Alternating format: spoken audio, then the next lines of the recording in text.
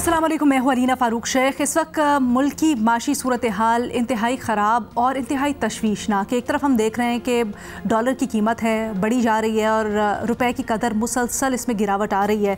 Stock market में मुसलसल मंदी का रुझान है। दूसरी जानिब महंगाई का बोझ इतना बढ़ चुका है कि अवाम अब तंग आ चुके हैं, बिल उठे हैं और तंग आकर सड़कों पर निकल आए हैं, एहतजाज कर रहे हैं।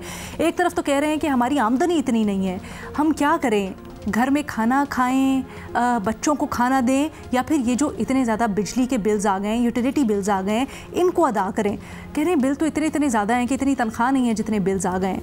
अवाम किसी की तरफ देख रहे हैं, कभी हुकूमत से जवाब की तलब गा रहे हैं, कभी वो अथॉरिटीज़ की तरफ देखते हैं कि कोई तो हमें रिलीफ दे, लेकिन कौन है जो इनकी दादरसी करे, जो इनके मसाइल हल करे। ये सवाल अभी भी जवाब तलब है। कैसे इनको रिलीफ दिया जाए मौजूदा हालात में, इसको एड्रेस करने की इस वक्त शदीद ज़रूरत है। तो इसमें जो आवाम की ग्रीवियंसेस हैं, आवाम के मसले मसाइल, उनकी अजियत और ये जो गुस्सा है उनका, किस तरह से वो एड्रेस हो और किस शक्ल में ये गुस्सा निकल रहा है, क्या हैयत होगी इसकी, ये पहलू और फिर जो इकोनॉमिक इसका टेक्निकल पहलू है, इन दोनों के ऊपर हम गौर करेंगे। इसके लिए हमने सवाल कुछ यूँ तरतीब दिया है कि महंगाई, मुल्क की मईशत की गैर यकीनी सूरत हाल, आवाम इससे बहुत परेशान है, नतीजा इसका क्या निकलेगा। हमें ज्वाइन कर रहे हैं पैनल पर इस सारी गुफ्तगू के लिए एजाज़ सैयद साहब, बेनज़ीर शाह साहिबा, हफीज़ुल्लाह नियाज़ी साहब, मज़हर अब्बास साहब, और इसका जो टेक्निकल और इकनॉमिक पहलू है उसके ऊपर हमने खुसूसी तौर पर दावत दी है खुर्रम शहजाद साहब को। तो खुर्रम, आपसे ही हम स्टार्ट करेंगे। यकीनन हम इसके ऊपर तो बात कर रहे हैं कि अवाम बड़े गुस्से में हैं, लेकिन अवाम इस वक्त किसी की तरफ देख रहे हैं कि कोई उनको रिलीफ दे, कोई ये जो सारे मसले मसाइल हैं और ख़ासकर जो बिजली के बिलों का, यूटिलिटी बिल्स का मसला है, वो हल करे, उनको कोई रिलीफ दे। क्या हल हो सकता है इसका? क्या इस वक्त रिलीफ मुमकिन भी है? देखिए, इसमें जो है ना, ये सवाल तो बहुत बहुत ज़्यादा ऑब्वियस है और ये होना भी चाहिए कि रिलीफ मिलना चाहिए था। इनफैक्ट ये सिचुएशन यहाँ तक आनी ही नहीं चाहिए थी, और क्योंकि अब आ चुकी है तो अब हम यहाँ से आगे बात करते हैं। तो देखें, इस एनर्जी सेक्टर में ना बहुत सारे फैक्टर्स हैं। एनर्जी प्राइसेस में जो बिल्स आए हैं, इसमें बहुत सारे फैक्टर्स हैं जो कंट्रीब्यूट करते आए हैं, जो कि कुछ काफ़ियों का मेरिट है, काफ़ियों का मेरिट नहीं है। और इसमें सबसे बड़ा जो फैक्टर है ना, वो जो है, जो प्ले करने लग गया है अब जो जिसका इम्पैक्ट आना शुरू हो गया है, वो ये है कि पिछली बहुत सारी गवर्नमेंट्स ने, मैं बात करूँगा 2001 से लेकर आज तक 23 साल हो चुके हैं, तकरीबन कोई 4-5 गवर्नमेंट जो है वो चेंज हुई हैं, और एनर्जी की प्लानिंग किसी ने नहीं की। एनर्जी के जो एक विजन होता है, एक लॉन्ग टर्म विजन होता है कि जी मुल्क जो है, जितनी दुनिया है, जितने ममालिक हैं, वो सारे एनर्जी पे चलते हैं और सबसे प्रायोरिटी जो है वो एनर्जी को देनी चाहिए। वो किसी ने नहीं दी। हाँ, ये ज़रूर किया कि कुछ लोग आए बीच में, उन्होंने प्लांट्स लगाए और डिफरेंट फ्यूल्स पे लगाए, कोल पे लगा दिए, किसी ने कुछ पानी पे थोड़ा सा ऐड कर लिया, लेकिन किसी ने भी लॉन्ग टर्म प्लानिंग नहीं की कि एनर्जी कहाँ जाएगी। और 4 चीज़ें बड़ी इंपॉर्टेंट है इसके अंदर। एक ये कि एनर्जी कंसिस्टेंटली मिलनी चाहिए पूरी आवाम को, कॉर्पोरेट्स को, बिजनेसेस को। दूसरा, सस्ती बिजली मिलनी चाहिए। तीसरा जो है वो ऐसी बिजली मिले जो कि आपके कर्जे ना चढ़ाए। और चौथा ये कि सबसे चीप फ्यूल जो है कौन सा होना चाहिए जिस पे आप सस्टेनेबल बेसिस पे बिजली बनाएं। आपके पास कौन सा है, दुनिया से कितना मंगवाएं।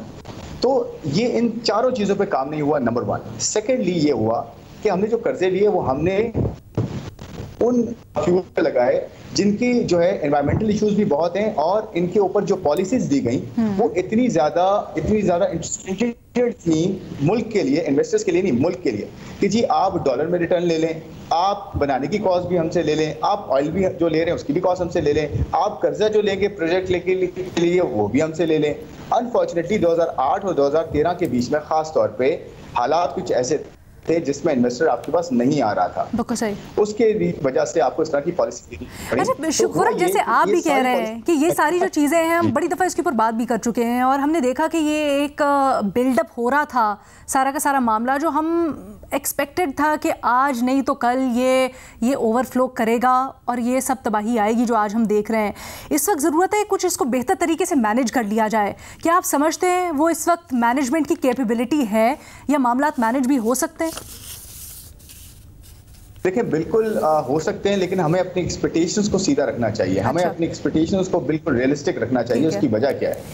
देखिए, जब मैंडेटेड गवर्नमेंट्स थी पिछली गवर्नमेंट थी, उससे पिछली गवर्नमेंट, 2 गवर्नमेंट्स थी, वो मैंडेटेड गवर्नमेंट्स थी और उनके पास ये पावर थी कि वो स्ट्रेटेजिक डिसीजंस लेते, स्ट्रक्चरल इश्यूज को हैंडल करते, लाइन लॉसेस को कम करते। जो हमने कैपेसिटी पेमेंट्स जो है वो इस वक्त हमारे 2 खरब रुपए की खड़ी हो चुकी हैं, जो आपको बता दूं अगले 2-3 महीने बहुत टफ होंगे, जिसके अंदर प्राइसेस बढ़ेंगी। उसके साथ साथ उन गवर्नमेंट्स के पास ये भी जो है ऑप्शन था कि हम IMF के पास जाएं या ना जाएं। आपको पता है ना, सबने IMF पे साइन किया है, किसी गवर्नमेंट ने ये नहीं किया कि जी हम IMF के पास नहीं जा रहे, हम खुद कफील होने जा रहे हैं और हम अपने लॉसेस को कम करेंगे। आपको पता है पाकिस्तान में जो अभी बिल आया है, जो बिल आ रहे हैं, इसके अंदर 8 फैक्टर्स हैं।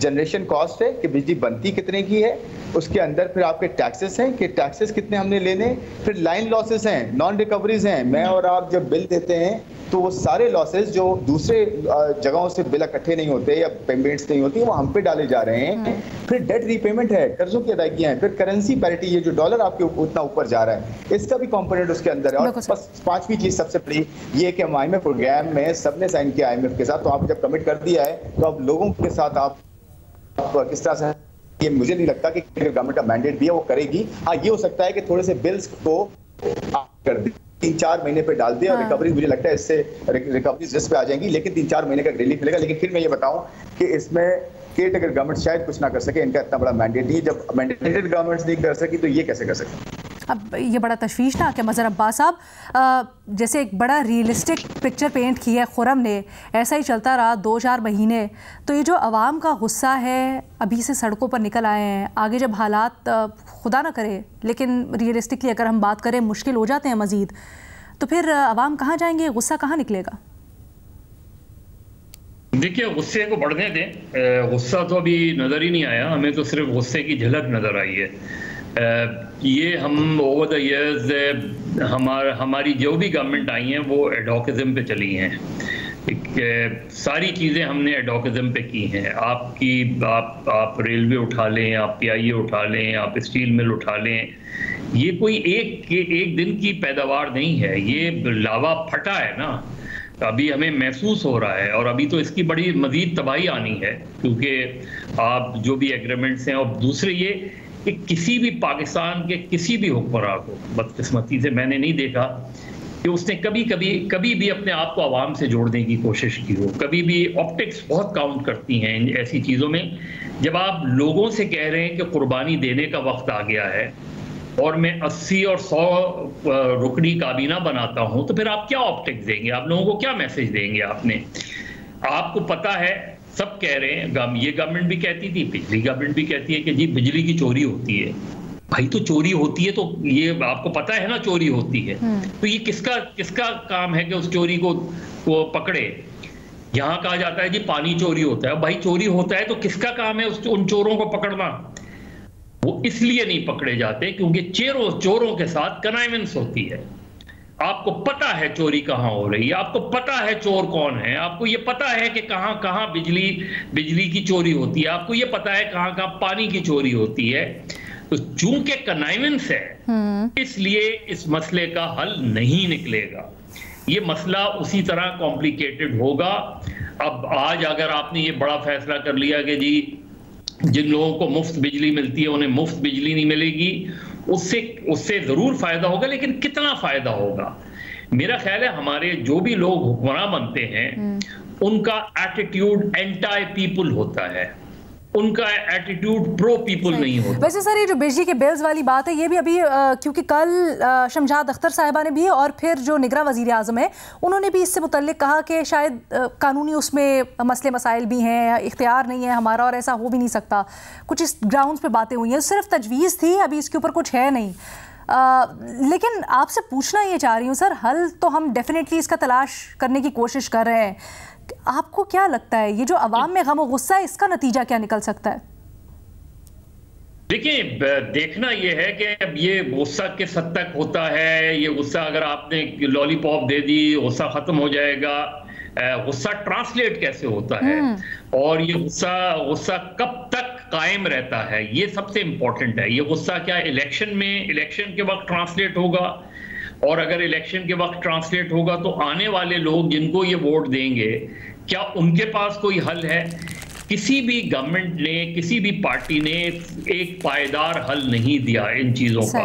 हम हमेशा उसी तरफ गए हैं, जिसकी वजह से चीज़ें वक्ती तौर पे तो हमें लगता है कि हाँ चीज़ें बेहतर हो गई हैं, हाँ लोड शेडिंग खत्म हो गई है। अच्छा, यही मामला मैं आगे एजाज के पास लेके जाना चाहती हूँ। एजाज, लोगों की नब्ज के ऊपर आपका हाथ होता है, आप कहिएगा, हम कुछ मुजाहिरे तो देख रहे हैं, यकीनन आपकी भी लोगों से बात हुई होगी, क्या शक्ल इख्तियार कर सकता है लोगों के शिकवे, शिकायत, गुस्सा और एहतजाज? देखिए, पाकिस्तान में प्रॉब्लम ये हो गया है कि हैव्स और हैव नॉट्स के दरमियान जो फासला है वो बहुत बढ़ गया है। वो लोग जिनके पास पैसे हैं, जिनके पास वसाइल हैं, वो तादाद में थोड़े हैं लेकिन वो रूल कर रहे हैं। लेकिन वो लोग जिनके पास पैसे नहीं हैं, जिनके पास वसाइल नहीं है, वो तादाद उनकी जो है वो बड़ी है। पाकिस्तान की एक जो इकॉनमी है, इसमें किसी ज़माने होता था कि मिडिल क्लास तबका ना वो बढ़ रहा था। मिडिल क्लास तबका ना अमीर होता है ना गरीब होता है, लेकिन इसके दरमियान का एक तबका होता है।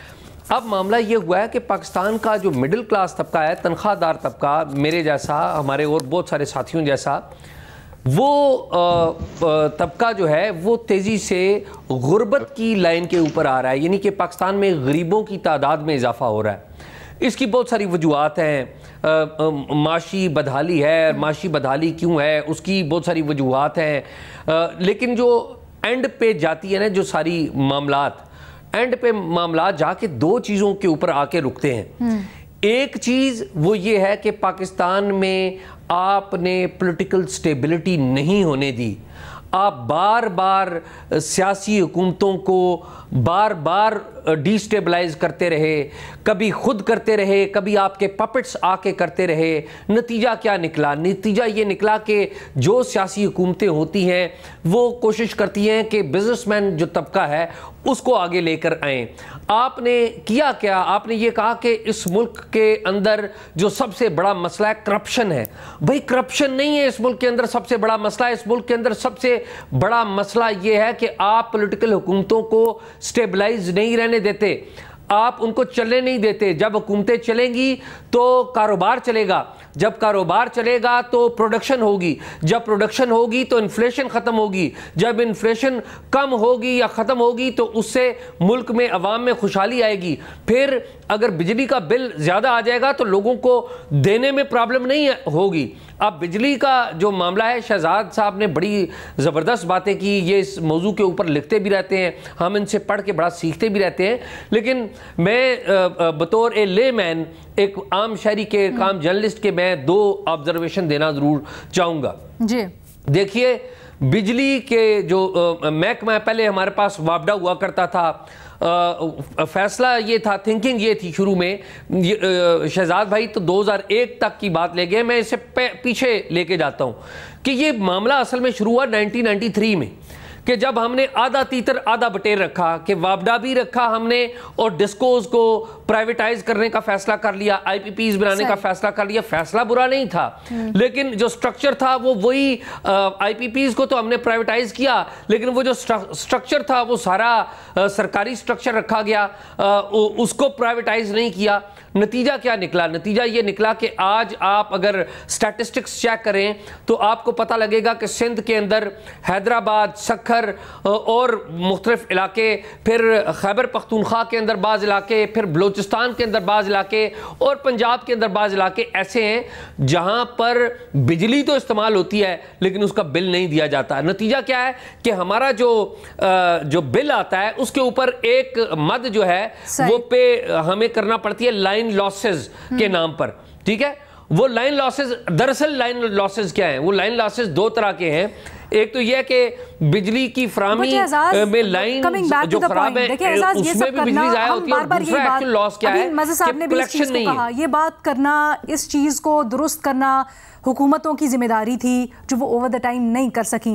ये आम आवाम की थोड़ी जिम्मेदारी है। आवाम को तो आपको कवानीन के ऊपर अमल दरामद करवाना होता है, सिस्टम बना के देना होता है और उसके ऊपर अमल दरामद करवाना होता है। आज जब आवाम तंग आके, बेशक उनकी अपनी कोताहियाँ, सड़कों पर निकले हैं, तो ये जो एहतजाज है, ये जो गुस्सा है, ये किस तरह से क्या शक्ल इख्तियार कर सकता है और इसका नतीजा क्या निकल सकता है?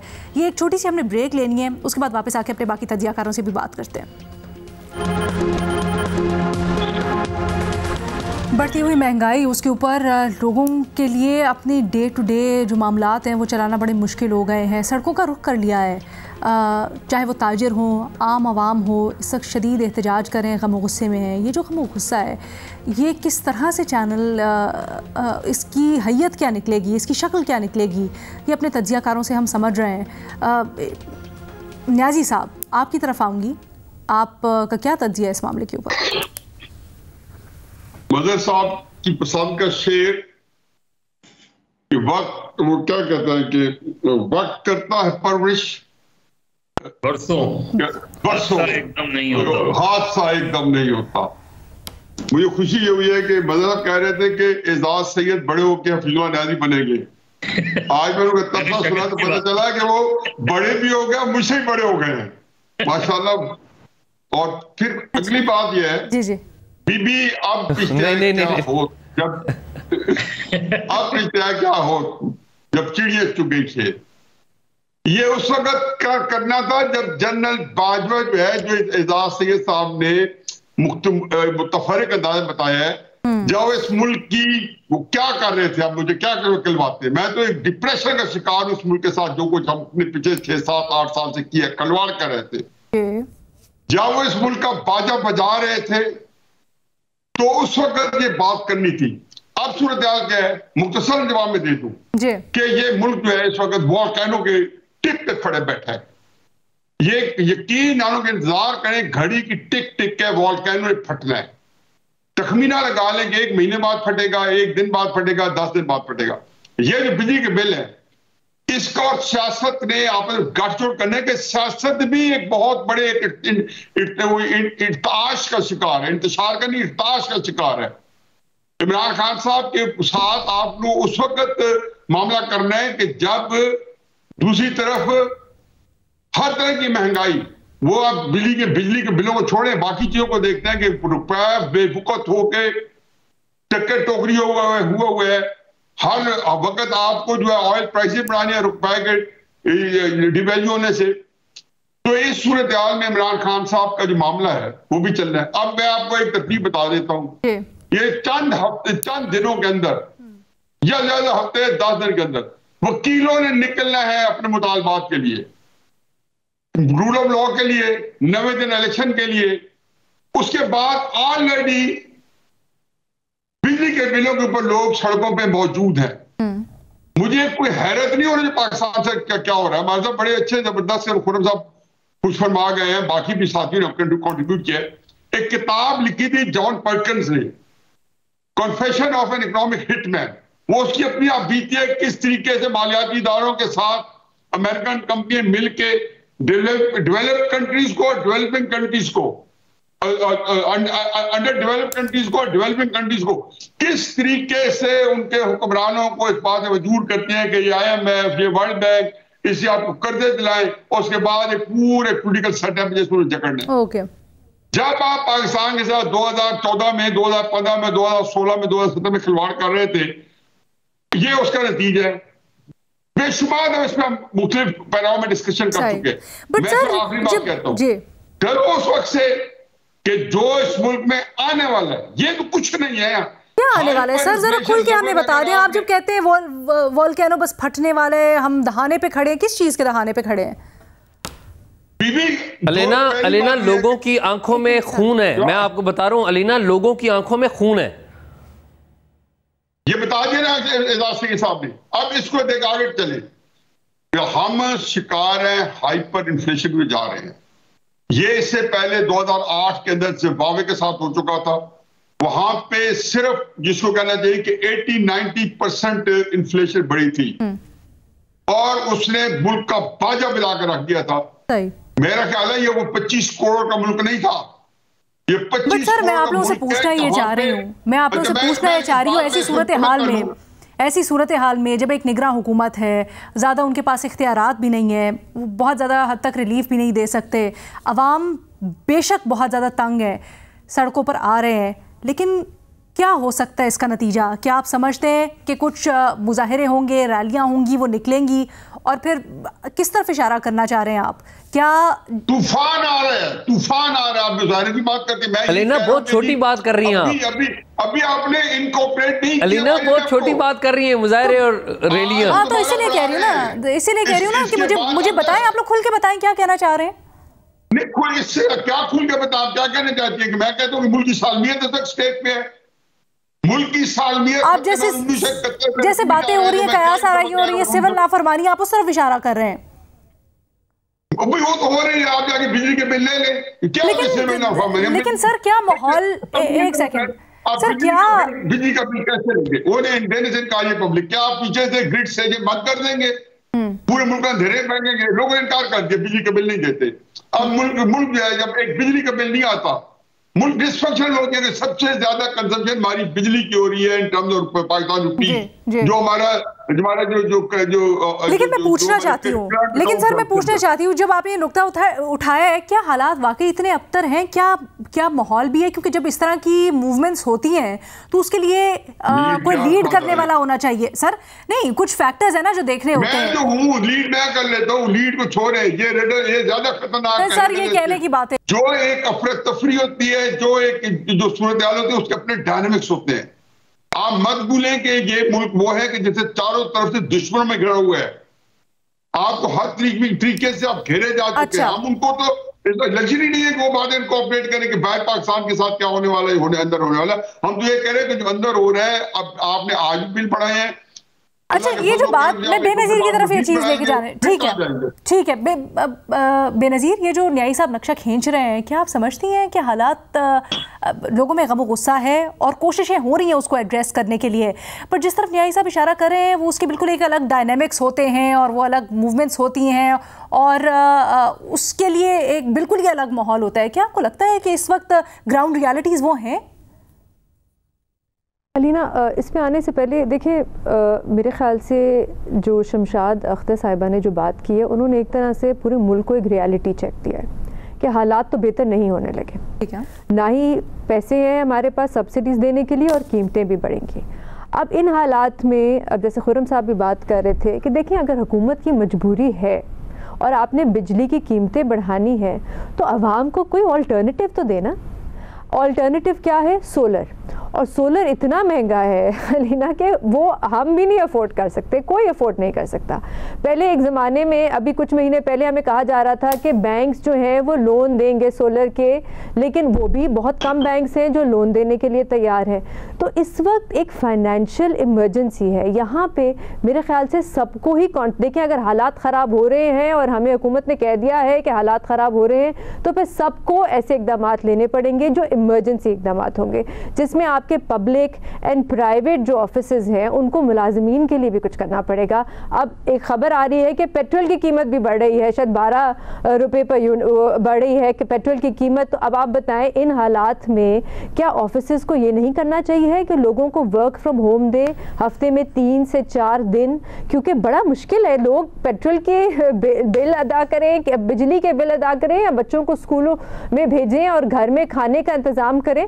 तो इन हालात में हम पूरी, मेरे ख्याल से जो वर्किंग एनवायरनमेंट है इस मुल्क की, उसको बदलना बहुत ज़रूरी है। हम भूल जाते हैं हम एक क्लाइमेट वनरेबल मुल्क है।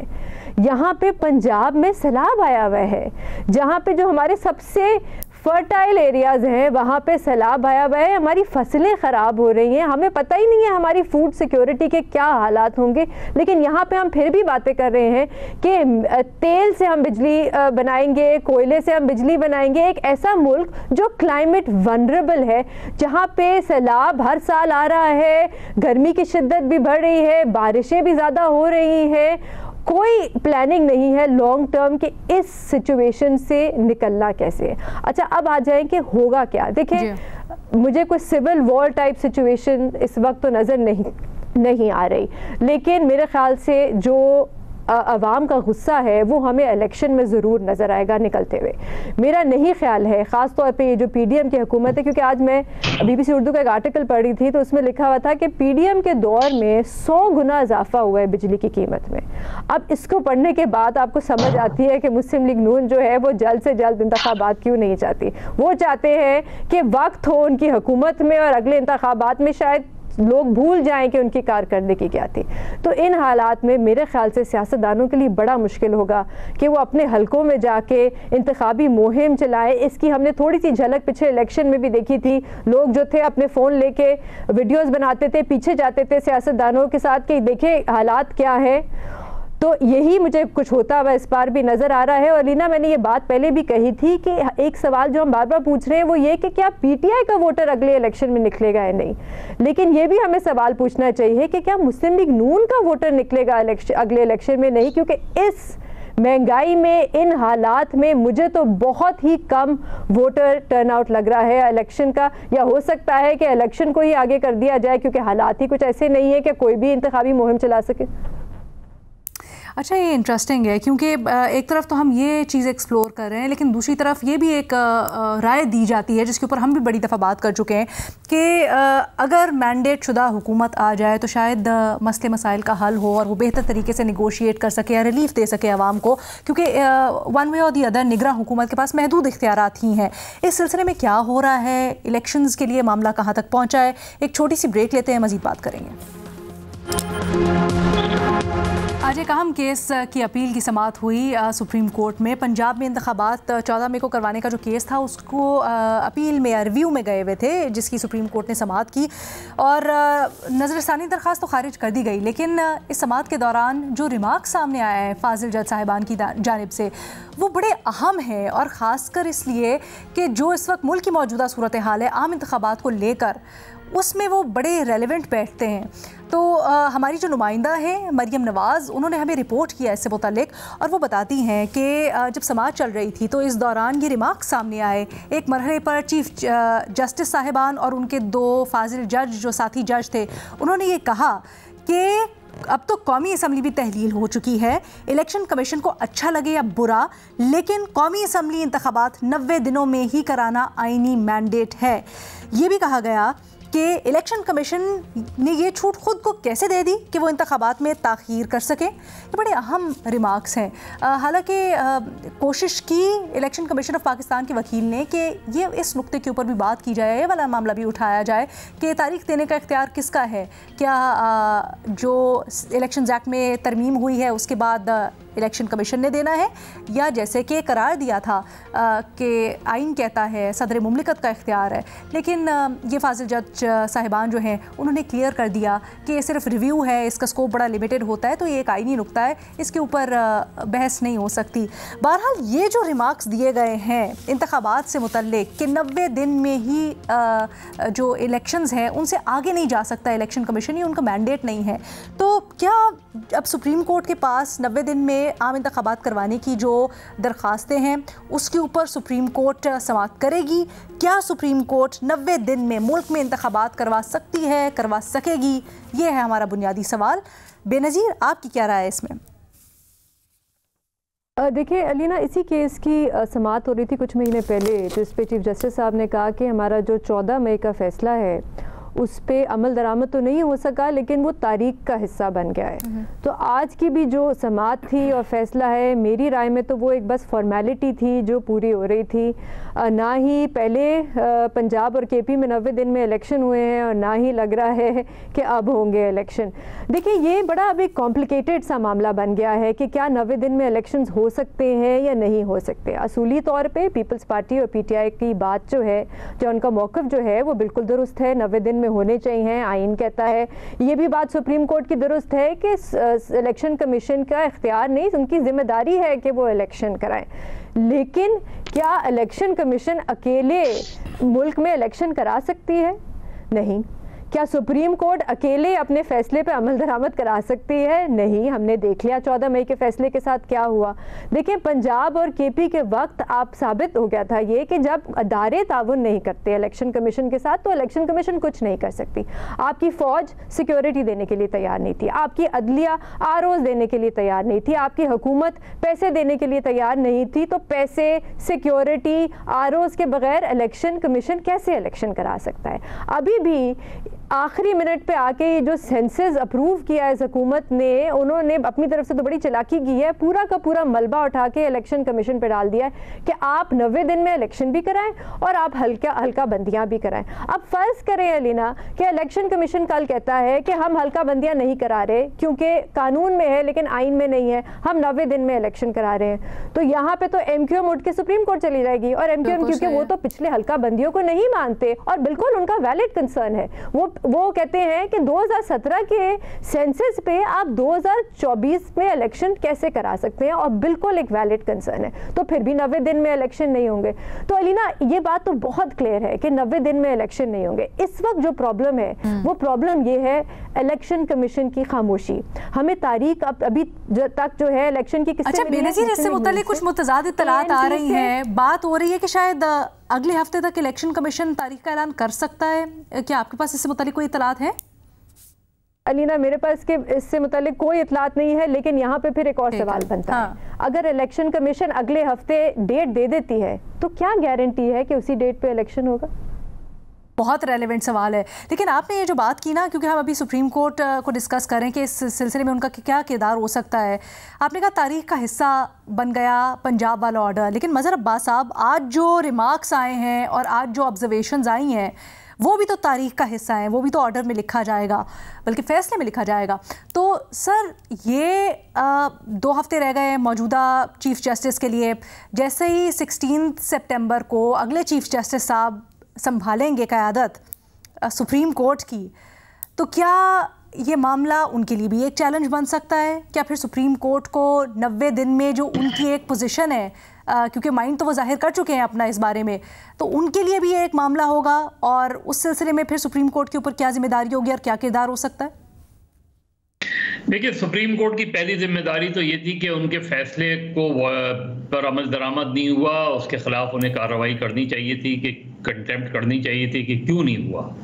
आज जो उन्होंने पिटीशन डिसमिस की है वो क्या है? आपने रिव्यू पिटीशन डिसमिस कर दी है, लेकिन आपने 14 मई की जो वायलेशन हुई है उस पर किसी को सजा दी? आपने अपने फैसले पर अमल दरामद नहीं हुआ, उस पर किसी को शो कॉज नोटिस दिया? नहीं दिया, कुछ भी नहीं किया आपने। ये बिल्कुल वैसे ही है कि जो 58 2B में हम देखते थे कि जब वो कहते थे कि जी हाँ वैसे तो गलत हुआ है, लेकिन अब चूंकि इलेक्शन का ऐलान हो गया तो आप इलेक्शन में चले जाएं। 90 रोज में इलेक्शन कराएं, 90 रोज में इलेक्शन करा के एक मुंतखब हुकूमत इस मुल्क में आए, उस मुंतखब हुकूमत के पास पूरा मैंडेट हो ताकि वो ये जो मसाइल हैं उनको हल करे ना करे वो एक अलग बात है, लेकिन एक मैंडेट वाली हुकूमत ही चीज़ों को लेके आगे बढ़ सकती है। एक तो ये बात बहुत क्लियर होनी चाहिए। आज सुप्रीम कोर्ट ने आइन की भी बड़ी बात की कि आइन की खिलाफ वर्जी में जो अगर होगी तो हम इंटरफेयर करेंगे।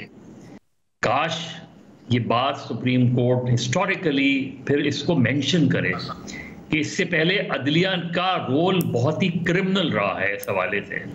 अगर अदलिया अपना रोल प्ले करती तो इस मुल्क में 4 मार्शल लॉ नहीं लगते। अदलिया ने आइन तोड़ने वालों का तहफ़्फ़ुज़ किया है। अदलिया ने बारहा ये ऐसे इस तरह के फैसले किए जो सियासी फैसले थे, वो कानून और उसके मुताबिक नहीं थे। तो आज जब अदलिया ये बात करती है तो हिस्टोरिकली अदलिया को अपने आप को भी मूरद इल्ज़ाम ठहराना चाहिए। आज भी जुल्फ़िकार अली भुट्टो का केस उनके पास पेंडिंग पड़ा हुआ है, जो अपने आप को करेक्ट करने की बात है, क्योंकि आप ही के एक जज ने जो बाद में चीफ जस्टिस बने उन्होंने ये इतराफ किया कि उन्होंने दबाव में वो दिया था। तो ये एक तरफ बात है। लेकिन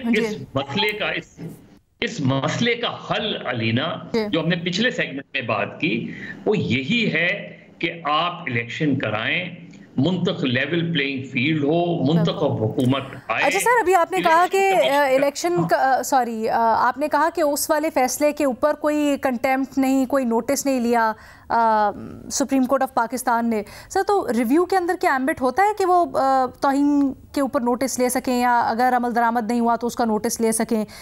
पाकिस्तान तहरीक इंसाफ चली गई है उस ऑर्डर की खिलाफ वर्जी पर, इलेक्शन कमीशन के खिलाफ तौहीन अदालत उन्होंने मूव कर दी है, तो अब तो वो शायद मूव करें। अब तो आपने रिव्यू डिसमिस कर दिया ना, अब तो रिव्यू डिसमिस कर दिया ना आपने। लेकिन यही सवाल उठ रहा है ना कि सुप्रीम कोर्ट ने अपने ओरिजिनल फैसले में उस पर अमल दरामद के लिए क्या किया? कुछ भी नहीं किया। ये कोई रिमार्क्स होते हैं कि वो तो वैसे मेरा ख्याल है बंदियाल साहब के, अगर मैं गलत नहीं हूँ तो उनके अपने रिमार्क्स थे कि ज़रूरी नहीं है कि सुप्रीम कोर्ट के हर फैसले के ऊपर अमल दरामद हो, वो तारीख का हिस्सा बन जाता है। बट आप बिल्कुल सही कह रहे हैं। अब पाकिस्तान तहरीक इंसाफ ने दरख्वास्त जमा करवाई है तौहीन अदालत की इलेक्शन कमीशन के ख़िलाफ़ इसी सिलसिले में, तो देखते हैं उसका क्या नतीजा निकलता है। न्याजी साहब, आप क्या समझते हैं, क्या सुप्रीम कोर्ट, हम सिर्फ मौजूदा सेटअप की बात नहीं कर रहे, जो आने वाला सेटअप है, क्योंकि नवंबर से पहले चेंज ऑफ कमांड होना है, तो क्या 90 दिन के अंदर supreme court of Pakistan elections करवा सकता है?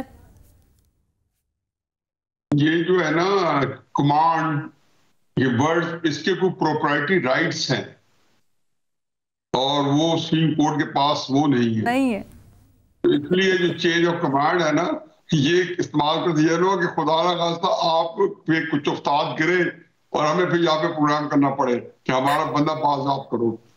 तो ये कुछ लफ्ज है उनकी हकूक मलकियत जो है। मैं डिस्क्लेमर दे देती हूँ, किसी को बुरा लगा हो तो मैं माजरत चाहती हूँ। नहीं, किसी को बुरा नहीं, किसी का इस्तेकाल तो ये तो इंक्रोचमेंट हुई ना। लेकिन ये क्राइसिस ये है कि मदर साहब ने जहाँ से छोड़ा मैं वहीं से आगे बढ़ाता हूँ कि पहली बात ये कि ये मुकदमा जो सुप्रीम कोर्ट ने सुना है, आपको याद है कि कैसे सुना गया था? 2 जजेस, बड़े ही मुअज़्ज़ज़ जजेस, जिनके ऊपर एक दुनिया जो है, जो कि इमरान खान साहब के हामी नहीं है, वो अदम एतमाद कर चुके हैं। एक का नाम है जस्टिस इजाज़त हसन साहब और दूसरे का नाम है जस्टिस अली अकबर नकवी साहब। ठीक है जी। अब इन 2 जजेस के पास एक केस आता है पंजाब का कि जो कि वो अगेन एक जाती है कि आप जैसी शहबाज शरीफ की हुकूमत आई तो इजाज़ुल हसन साहब, जस्टिस साहब बड़े मुअज़्ज़ज़ हैं और हम उनको बड़ी रिस्पेक्ट करते हैं। उनको पता चला कि ना तो वो FIA के अंदर दखल दे सकते हैं, ना वो पॉलिसी की ट्रांसफर कर सकते हैं जब पंजाब गवर्नमेंट में बनती है, और ना वो कोई और काम कर सकते हैं कि इसमें उन्होंने कहा नहीं, ये तो जो है उनके प्रव्यू में आता नहीं है कि चाहे FIA को इन्वेस्टिगेशन कर रही है तो उन्होंने कहा आप अफसरान तब्दील नहीं करेंगे। ये सारी बात चीजें हमारे सामने हो चुकी हैं। उसके अंदर उन्होंने उस जमाने में चूंकि सिक्का राज वक्त था, पता नहीं कहां से सपोर्ट मिल रही थी, अंदरूनी खाना जनरल बाजवा साहब अल्लाह ताला उनके अपनी नवाशात करे कि वो हर विकेट के हर तरफ खेल रहे थे। वो कहता है running with the hare and hunting with the hounds. तो वो एक था, एक वो दौर था, तो उसमें इनको बड़ा शौक है गुलबोसी चढ़ाई। उन्होंने कहा जी ये तो इसके ऊपर सो देते हैं कि इलेक्शन क्यों नहीं करा रहे, केस हो रहा है किसी CCPO का और उसके ऊपर जो है उसके बारे में, और उसकी वहां भी उसमें पक्का कर दिया और सारा चीफ जस्टिस को कह दिया कि इसमें 100 वोट ले लिया। जब ये बेंच बना 9 रुकनी बेंच, तो ये तो हमने बड़ी एहतियात देखी है कि जब भी बेंच बनाए जाते हैं 9 रुकनी तो 5-4 के लिहाज से, 7 हो तो 4-3 के लिहाज से, 5 हो तो 3-2 के लिहाज से, और 3 हो तो 2-1 के लिहाज से। उस 9 रुकनी जज को जब 2 बंदे को रिक्लूज किया या उन्होंने अलहदा किया इजाज़ुल हसन साहब को, मदार नकवी साहब को, तो उन्हें 2 को और निकाल दिया ताकि वो जो तवाज़ुन है, तराजू जो सुप्रीम कोर्ट के माथे पे लगा हुआ है वो बरकरार रहे।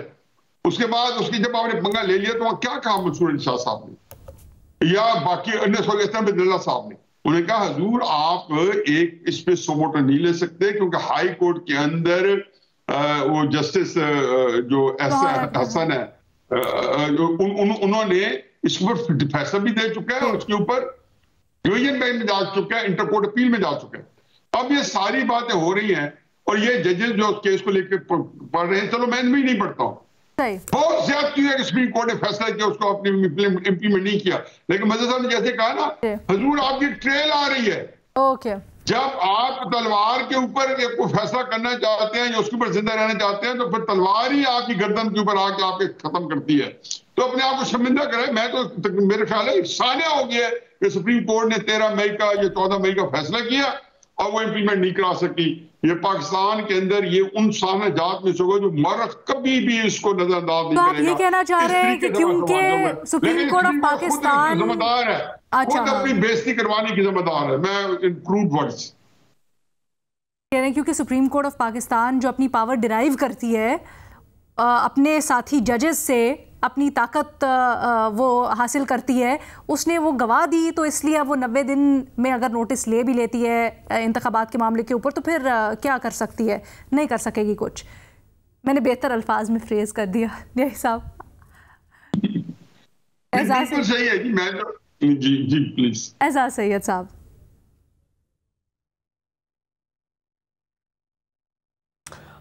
जी अलेना, बात यह है, हार्ड रियलिटीज़ हैं पाकिस्तान की स्टेट की। देखिए, जब पाकिस्तान में जिस तरह के रियासत के अंदर जो इदारे हैं तीन, यानी कि इंतज़ामिया, अदलिया और मकन्ना, जिसे अंग्रेज़ी में हम कहते हैं कि लेजिस्लेचर है, जुडिशरी है और एग्जेक्टिव है, इन तीन इदारों के साथ साथ एक पावर पेंडुलम, एक पैरेलल पावर पेंडुलम भी है, ठीक है। तो जब ये तीन इदारे इंडिपेंडेंटली काम करते हैं और इनके साथ पावर पेंडुलम भी चल रहा होता है, तो हम देखते हैं कि जुल्फ़िकार अली भुट्टो को भी अदालत से सज़ा मिल जाती है। हम देखते हैं कि अयूब खान साहब, याहिया खान, जनरल ज़ियाउल हक, परवेज़ मुशर्रफ, इन सब का जो मिलिट्री कू है उसको भी पावर पेंडुलम और जो हमारी अदलिया का साथ साथ चलना जो है वो वैलिडेट कर देता है।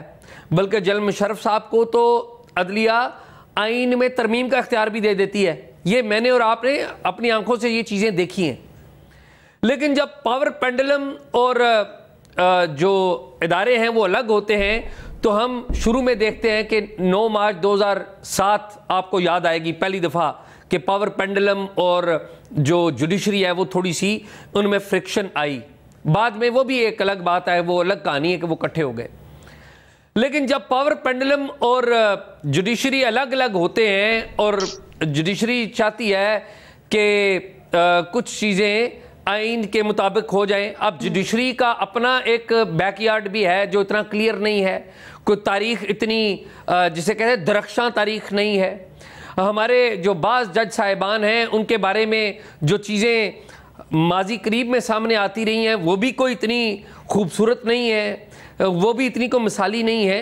लेकिन क्या जज साहिबान का ये कहना कि आइन के मुताबिक इलेक्शन 90 दिन के अंदर होंगे, क्या ये दुरुस्त है? हमें उमर अता बंदियाल अच्छे लगे या बुरे लगे, उनका रुझान किसी एक फरीक की तरफ हो या दूसरी फरीक की तरफ हो, सवाल ये है कि क्या वो ये बात गलत कह रहे हैं कि 90 दिन के अंदर आइन जो है उसमें आइन के तहत इलेक्शन होना चाहिए?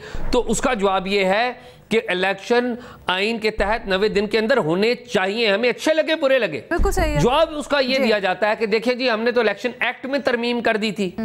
इलेक्शन एक्ट सुन लीजिए, इस आइन में इमरान खान साहब के दौर के बाद, इमरान खान साहब के दौर में जो खिलवाड़ होते रहे वो भी एक अलग कहानी है। आपको पता है कि 3 अप्रैल को कासिम सूरी साहब ने क्या गुल खिलाया था इस आइन के साथ, जो फौजी जर्नैल गुल खिलाते रहे वो अलग कहानी है। लेकिन पीडीएम की जो इत्तेहादी जमातें थी, इत्तेहादी जमातों की हुकूमत जिसे शहबाज शरीफ साहब लीड कर रहे थे, उनके दौर में जो आइन के साथ खिलवाड़ हुआ है, कमो बेश 6 ऐसे कानून बनाए गए हैं जो आइन से मुतसादिम है। कोई एक्ट आइन से मुतसादिम नहीं हो सकता। आप कह रहे हैं वो ग्राउंड लेकिन यहाँ पर आप जो कह रहे हैं वो ग्राउंड रियलिटी, जो आइन से मुतसादिम है। एक फैक्ट ये भी है कि हमने देखा, आप ये जो बात कर रहे हैं ना कि पावर्स दैट बी या जो पावर का पेंडुलम है वो एक जगह और फिर जो इदारा है वो दूसरी जगह, तो हमने पंजाब के और खैबर पख्तूनख्वा के इंतखाबात में देखा कि बड़ी कयास आराइयाँ हो रही थी कि नहीं होंगे इंतखाबात, नहीं चाहते। चौधरी परवेज़ इलाही ऑन रिकॉर्ड आके कह के गए,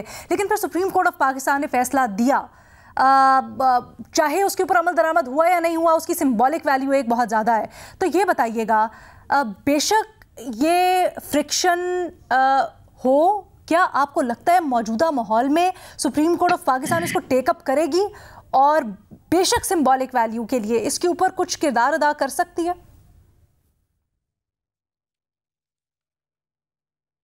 देखिए, मेरी ज़ाती असेसमेंट 2 पॉसिबिलिटीज़ की तरफ है और दोनों अपोजिट पॉसिबिलिटीज़ हैं। एक असेसमेंट मेरी ये है कि जो चीफ जस्टिस उमर अता बंदियाल साहब हैं, ये 16 सितंबर तक ऐसे फैसले जारी करेंगे जिससे उनकी कोशिश होगी कि उनका नाम बढ़े और वो अपनी लेगेसी को छोड़ के जाएं। ये इस तरह की, और इसमें बाज़ ऐसे फैसले भी होंगे जिनके ऊपर लोग सवाल भी उठाएंगे, क्योंकि आपको पता है जस्टिस उमर अता बंदियाल साहब हमारे मौजूद चीफ जस्टिस साहब के ऊपर पार्लियामेंट के अंदर से खड़े होकर एतराज़ किया गया कि वो पाकिस्तान तहरीक इंसाफ की तरफ रुझान रखते हैं, और फिर उनकी बड़ी बात भी मशहूर हुई good to see you Imran Khan साहब के हवाले से। लेकिन दूसरी बात भी है कि एट द सेम टाइम देखिए, जो हमारे जज साहिबान हैं, अल्टीमेटली सारे जज साहिबान ने सारी उम्र नौकरी ही की होती है। बड़े कम जज साहिबान होते हैं जो पावर की आंखों में आंखें डालते हैं। इफ्तिखार चौधरी साहब ने डाली थी, पावर की आंखों में आंखें डाली थी, कोई शक नहीं है। लेकिन बाद में उसी इफ्तिखार चौधरी ने बंद दरवाजों के पीछे डील भी कर ली थी। ये भी एक हकीकत है कि उन्होंने डील कर ली थी उस वक्त की इस्टेब्लिशमेंट से, और फिर वो डील करके वापस आए थे, और फिर उन्होंने जो आके काम किए थे वो भी पाकिस्तान की अदालती तारीख है। तो मुझे अभी तक पाकिस्तान की अदालती तारीख में जस्टिस कार्नेलिस और एक दो और जजेस के अलावा, जस्टिस भगवान दास और इस तरह के एक आध और जजेस के अलावा मुझे कोई ऐसे जज नज़र नहीं आते जो बिल्कुल, जिनका बैकयार्ड भी बिल्कुल क्लियर हो, जो इंसाफ और कायदे और आइन के मुताबिक फैसले करते हों, और वो सबसे टकरा जाने की सलाहियत भी रखते हो। ठीक है जी, that is it for today. हमारे तजियाकारों की आपने राय जानी, इजाज़त दीजिएगा, अल्लाह हाफ़िज़।